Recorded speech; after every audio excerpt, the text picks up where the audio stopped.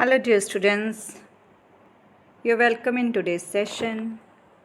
हाँ जी dear students, ਅੱਜ ਆਪਾਂ ਟੈਂਸ ਵਾਈਜ਼ ਵੌਇਸ ਦੀ ਲਾਸਟ ਜੋ ਹੈ ਟੈਂਸ ਦੀ ਉਹ ਪ੍ਰੈਕਟਿਸ ਕਰਦੇ ਹਾਂ ਫਿਊਚਰ ਪਰਫੈਕਟ ਟੈਂਸ। ਤੁਹਾਨੂੰ ਪਤਾ ਹੀ ਹੈ ਕਿ perfect continuous tense present past future ਤਿੰਨਾਂ ਦੀ ਵੌਇਸ ਚੇਂਜ ਨਹੀਂ ਹੋ ਸਕਦੀ ਔਰ ਫਿਊਚਰ ਕੰਟੀਨਿਊਸ ਦੀ ਵੀ ਨਹੀਂ ਹੋ ਸਕਦੀ। ਤਾਂ ਚਾਰ ਟੈਂਸਸ ਆਪਣੇ ਕੋਲ ਨੇ ਜਿਨ੍ਹਾਂ ਦੀ ਵੌਇਸ ਚੇਂਜ ਨਹੀਂ ਹੋ ਸਕਦੀ। ਤਾਂ ਆਪਾਂ ਅੱਜ 8th ਪਾਰਟ ਕਰ ਰਹੇ ਹਾਂ ਕਿ ਕੁੱਲ 12 ਟੈਂਸਸ ਬਣਦੇ ਨੇ, ਤਾਂ ਉਹਦੇ ਵਿੱਚੋਂ 4 ਦੀ ਵੌਇਸ ਚੇਂਜ ਨਹੀਂ ਹੋ ਸਕਦੀ, ਤਾਂ 8 ਪਾਰਟ ਬਣਦੇ ਨੇ। ਤਾਂ ਲਾਸਟ ਪਾਰਟ ਆਪਾਂ ਕਰ ਰਹੇ ਹਾਂ, ਪਰ ਇਹ ਲਾਸਟ ਪਾਰਟ ਕਿਵੇਂ ਟੈਂਸ ਵਾਈਜ਼। ਇਸ ਤੋਂ ਬਾਅਦ ਜਿਵੇਂ ਮੈਂ ਪਿਛਲੇ ਲੈਕਚਰ ਵਿੱਚ ਵੀ ਦੱਸਿਆ ਸੀ ਕਿ ਇਸ ਤੋਂ ਬਾਅਦ ਆਪਾਂ ਇੰਪੈਰੇਟਿਵ ਐਂਡ ਇੰਟਰੋਗੇਟਿਵ, ਉਹਨਾਂ ਦੀ ਬੱਚਿਆਂ ਨੂੰ ਜ਼ਿਆਦਾ ਦਿੱਕਤ ਆਉਂਦੀ ਹੈ, ਉਸ ਦੀ ਵੌਇਸ ਚੇਂਜ ਕਰਨਾ ਸਿੱਖਾਂਗੇ। ਤਾਂ ਅੱਜ ਆਪਾਂ ਕਰ ਰਹੇ ਹਾਂ ਫਿਊਚਰ ਪਰਫੈਕਟ ਟੈਂਸ ਦੀ। ਤਾਂ ਥੋੜਾ ਰੀਕਾਲ ਕਰੋ ਕਿ ਫਿਊਚਰ ਪਰਫੈਕਟ ਟੈਂਸ ਕਿਹੜਾ ਹੁੰਦਾ ਜੀ, ਸ਼ੈਲ ਵਿਲ ਦੇ ਨਾਲ ਹੈਵ ਵੀ ਲੱਗਿਆ ਹੋਵੇ। ਹੈ ਜੇ ਹੈਜ਼ ਨਹੀਂ ਲੱਗਦਾ, ਹੈਵ ਹੀ ਲੱਗੇਗਾ। As for example, Arjun will have seen a deer. ਤਾਂ ਤੁਸੀਂ ਦੇਖ ਰਹੇ ਹੋ ਬੱਚਿਓ ਕੀ ਲੱਗਿਆ ਹੋਇਆ, ਵਿਲ ਹੈਵ ਤੇ B3 ਲੱਗੀ ਹੋਈ ਹੈ। ਤਾਂ ਚੇਂਜ ਵੇਲੇ ਕੀ ਕਰਾਂਗੇ, a deer will have been, will have been ਇਹਦੇ ਵਿੱਚ ਇਨਸਰਟ ਹੋ ਜਾਏਗਾ seen by Arjun। ਤਾਂ ਸਬਜੈਕਟ ਪਲਸ ਵਿਲ ਸ਼ੈਲ ਕੋਈ ਵੀ plus have plus B3 plus object ਹੈ। ਅਤੇ ਜਦੋਂ ਪੈਸਿਵ ਬਣਾਵਾਂਗੇ ਤਾਂ ਹੈਵ ਦੇ ਨਾਲ ਬੀਨ ਲੱਗ ਜਾਏਗਾ ਅਤੇ ਆਬਜੈਕਟ ਸਬਜੈਕਟ ਦੀਆਂ ਪੋਜੀਸ਼ਨਸ ਉਵੇਂ ਚੇਂਜ ਹੋਣਗੀਆਂ, ਬਾਈ ਵੀ ਉਵੇਂ ਲੱਗੂਗਾ ਅਤੇ B3 ਆਲਰੇਡੀ ਲੱਗਿਆ ਹੋਇਆ। ਜਦੋਂ ਨੈਗੇਟਿਵ ਸੈਂਟੈਂਸ ਦੀ ਗੱਲ ਕਰੀਏ ਤਾਂ ਆਪਾਂ I shall not have liked kites। ਤਾਂ kites will not have been liked by me। ਕੀ ਲੱਗ ਜਾਏਗਾ, ਸ਼ੈਲ ਦੀ ਥਾਂ 'ਤੇ will not have been liked by me.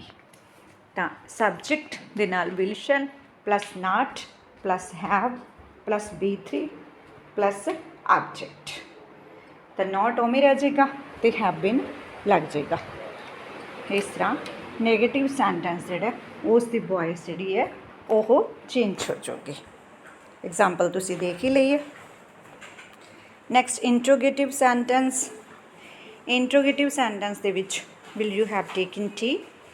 ਤਾਂ ਆਪਾਂ ਦੇਖ ਰਹੇ ਹਾਂ ਕਿ ਵਿਲ ਵਾਕ ਦੇ ਅੱਗੇ ਲੱਗੇ ਹੋਏ ਆ ਅਤੇ ਸਾਈਨ ਆਫ ਇੰਟਰੋਗੇਸ਼ਨ ਪਿੱਛੇ ਲੱਗਿਆ ਹੋਇਆ। ਤਾਂ will T have been taken, have been ਤਾਂ ਵਿਲ ਤੋਂ ਬਾਅਦ ਕੀ ਲੱਗਿਆ ਬੇਟਾ, ਉਸੇ ਤਰ੍ਹਾਂ ਐਜ਼ ਇਟ ਇਜ਼ ਆਬਜੈਕਟ ਫਿਰ ਹੈਵ ਬੀਨ। ਤਾਂ ਟੇਕਨ ਪਹਿਲਾਂ ਹੀ ਸੀ, ਬਾਅਦ ਦੇ ਵਿੱਚ ਵੀ ਬਾਈ ਲਗਾ ਕੇ ਸਬਜੈਕਟ ਯੂ ਆ ਗਿਆ ਅਤੇ sign of interrogation as it is. ਤਾਂ ਵਿਲ ਸ਼ੈਲ ਦੀ ਪੋਜੀਸ਼ਨ ਨਹੀਂ ਬਦਲੇਗੀ, ਸਬਜੈਕਟ ਅਤੇ ਆਬਜੈਕਟ ਦੀ ਪੋਜੀਸ਼ਨ ਬਦਲੇਗੀ ਅਤੇ ਉਸ ਤੋਂ ਬਾਅਦ ਹੈਵ ਤੋਂ ਬਾਅਦ ਬੀਨ ਲੱਗ ਜਾਏਗਾ। ਕਲੀਅਰ ਜੀ। ਜੇ ਇੰਟੈਰੋਗੇਟਿਵ ਅਤੇ ਨੈਗੇਟਿਵ ਦੋਨੋਂ ਹੋਣ ਤਾਂ will you not have taken T, ਮੈਂ ਉਹੀ ਵਾਕ ਲਿਆ ਅਤੇ ਉਹਦੇ ਨਾਲ ਨਾਟ ਲਗਾ ਦਿੱਤਾ ਤਾਂ ਵਿਲ ਉੱਥੇ ਹੀ ਰਹਿ ਗਿਆ, ਟੀ ਆਬਜੈਕਟ ਪਹਿਲਾਂ ਆ ਗਿਆ, ਨਾਟ ਹੈਵ ਇਕੱਠਾ ਹੀ ਰਹੇਗਾ, ਉਸੇ ਤਰ੍ਹਾਂ ਬਣ ਗਿਆ। ਬਸ ਵਿਚਾਲੇ ਨਾਟ ਇਨਸਰਟ ਹੋ ਗਿਆ, ਜਿੱਥੇ ਨਾਟ ਦੀ ਪੋਜੀਸ਼ਨ ਹੈ ਉੱਥੇ ਹੀ ਰਹੇਗੀ, ਬਾਕੀ ਸਾਰਾ ਸੇਮ। ਐਕਸਰਸਾਈਜ਼ ਜੀ ਤੁਹਾਡੀ ਪ੍ਰੈਕਟਿਸ ਦੇ ਲਈ ਤੁਸੀਂ ਕਰਕੇ ਵੇਖਣੀ ਹੈ ਇਸ ਨੂੰ। He will have delivered the parcel. ਤਾਂ ਦੇਖੋ ਮੈਂ ਤੁਹਾਨੂੰ ਵੈਸੇ ਐਗਜ਼ਾਮਪਲ ਵਜੋਂ ਦੱਸ ਦੇਵਾਂ, ਦ ਪਾਰਸਲ ਆਬਜੈਕਟ ਅੱਗੇ ਆ ਜਾਏਗਾ, will have as it is ਰਹੇਗਾ ਹੀ ਰਹੇਗਾ ਅਤੇ ਉਸ ਤੋਂ ਬਾਅਦ ਬੀਨ ਲੱਗ ਜਾਏਗਾ delivered by him.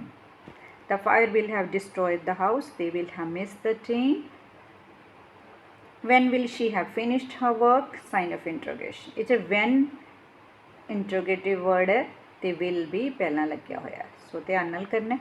he will not have made this mistake, will you have completed this task by then, will she have not written a letter।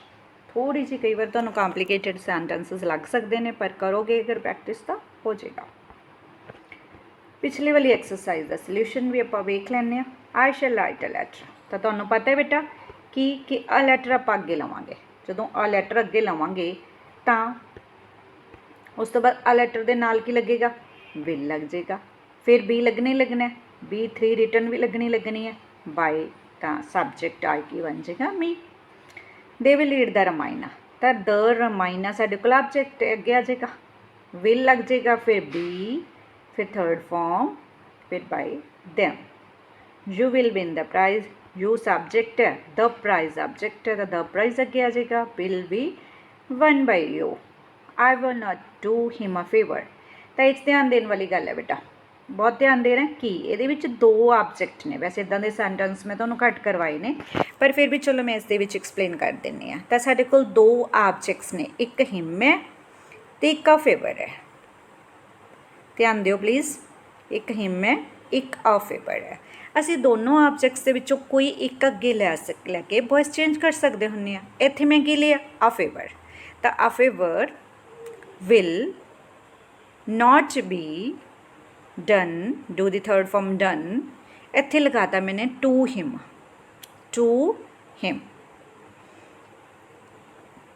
Bye me, by पाके by तो लगने लगने I the me, the favour will not be done to him by me. Will you post this letter, जे तुसी him नाल बनाना चाहते अगे ही लैके तां भी बन सकता है। Will this letter be posted by you, will he not help you, will इत्थे यू अपने कोल ऑब्जेक्ट यू, नॉट फिर बी हैल्प्ड बाय हिम, ही दा जड़ा पिछे जाके सबजैक्ट ही दा हिम बन गया। ये सी साडी पिछली एक्सरसाइज का सल्यूशन।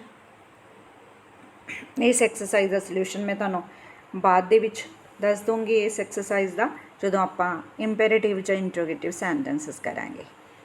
तो तुहाडी प्रैक्टिस लई कुछ पाक भी आपां रखांगे ताकि तुहानूं पता लग जाए, सारे आन लग गए। ये जिहड़ी वॉइस है बेटा ये तुहाडे सिलेबस का पार्ट तो है ही है, ये बाद दे विच भी तुहानूं वख-वख तरह के पेपरां दे विच काम आउंदी है। इस करके इन्हां नूं ध्यान नाल समझ लो तो वख-वख तरह के वाक्यां की प्रैक्टिस करने की कोशिश करिया करो। थोड़ी जी गलती नाल ही जिहड़ा सेंटेंस है वो गलत हो जाता है।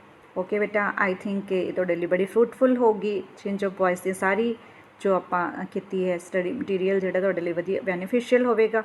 ओके बेटा, थैंक यू।